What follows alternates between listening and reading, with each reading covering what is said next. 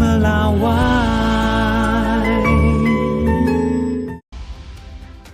Saudara, Polda Metro Jaya kembali memperkuat ketahanan pangan melalui pemanfaatan greenhouse hidroponik SPPG Polri Palmerah. 82 kg sayur pakcoy dipanen dan langsung didistribusikan sebagai bahan baku menu makan bergizi gratis MBG di SPPG Palmerah Polres Metro Jakarta Barat.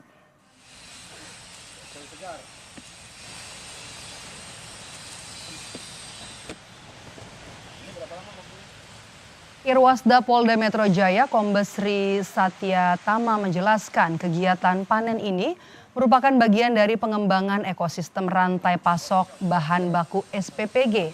Sayuran ini dikelola secara mandiri guna menjamin ketersediaan bahan pangan yang segar, aman, dan berkualitas bagi operasional program MBG.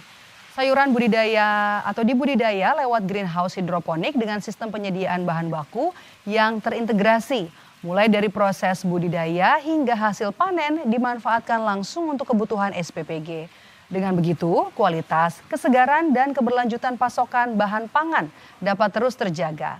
Pengembangan greenhouse hidroponik merupakan salah satu bentuk dukungan Polda Metro Jaya terhadap program prioritas pemerintah dalam mewujudkan ketahanan pangan dan menyukseskan program makan bergizi gratis.